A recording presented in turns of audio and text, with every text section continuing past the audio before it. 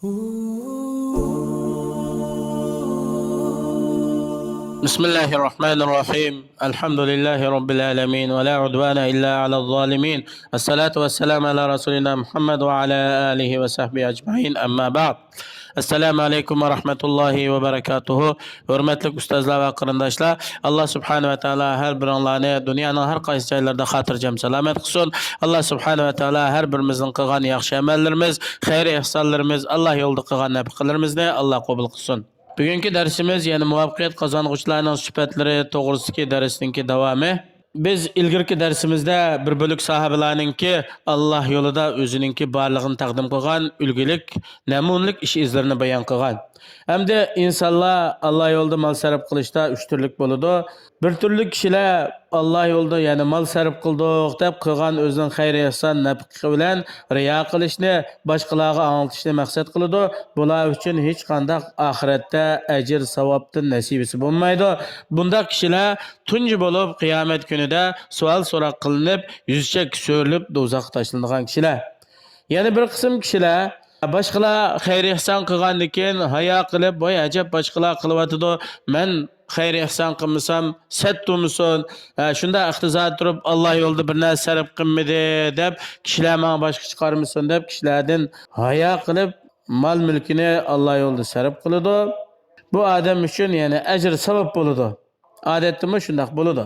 Hamda yana uchinchi turdagi kishilar bo'lsa, bular faqat mol mulkni Alloh yo'lida sarf qilish bilan bu xolis niyat bilan sarf qiladi.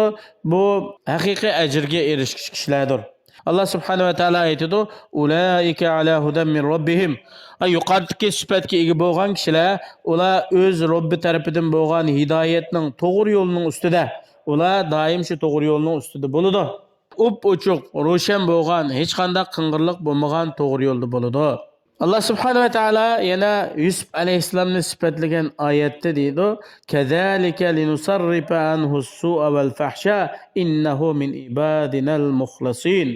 Shuning o'xshash biz Yusuf alayhissalomdan har xil xatolik, yomonlik, nachar ishlarni undan o'rvatdik. Bu bunday ishlarni qilmaydi. Haqiqatan bu bizningki haqiqiy ixlosman bandalarimizdan deb Yusuf alayhissalomni muxlisin deb sifatlagan. Bu to'g'ri yo'l topquchi bo'lgan vaqtida, to'g'ri yo'l tutgan, hidoyat topgan vaqtida uningdan har xil yomonlik, nachar ishlarni uningdan yiroq qildik.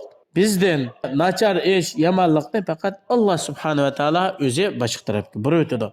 Alloh subhanahu va taolo aytadi yana: "Ulaika ala hudan min robbihim." Ya'ni ashular o'z Parvardigori tarafidan bo'lgan to'g'ri yo'lning ustida dedi. Bu yerda ala hudan deblam to'xtab qolmadi.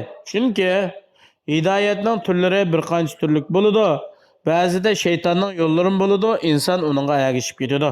Bu yerda mir robbihim, o'zining Robbining tarafidan bo'lgan deb buni keltirishi, Alloh subhanahu va taolo ularga hidoyatdan iborat bo'lgan katta ne'matni eslatish va ularningki to'g'ri fitratli ekanligidan iborat bo'lgan ne'matni eslatish, to'g'ri yo'lda yashaydigan ne'matni eslatishdan iborat. Ular Allah subhanahu va taoloning o'zlariga bergan ne'matlarini e'tirof qiladi. Chunki Alloh subhanahu va taolo har qanday bir go'zallikni zikr qilsa, bu yerda Parvardigorlik, Alloh o'ziningki Rabblik sifatini zikr qiladi. Qur'oni Karimni zikr qilgan vaqtida Alloh subhanahu va taolo o'zining ilohlik sifatini zikr qiladi. Oyatning oxirida ulaika humul muflihun. Aş yuqorida sifatlar bilan sifatlangan kishilar ularg'inak muvaffaqiyat qozong'uvchi, ularg'inak utuq qozong'uvchi, nijotga erishuvchilardir. Bu yerdagi falah, utuq qozonish, muvaffaqiyat qozonish degan so'z Qur'oni Karimda ayet ko'p zikr qilgan. Alloh subhanahu va taolo Hashr surasida aytadi: "Va man yuqa shuhha nafsihi fa ulaika humul muflihun."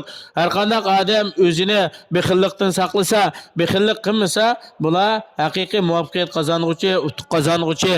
Allah subhanahu va taolo yani sabrchanlikdan keyinmi bu falah yani utuq qozonishni zikr qildi.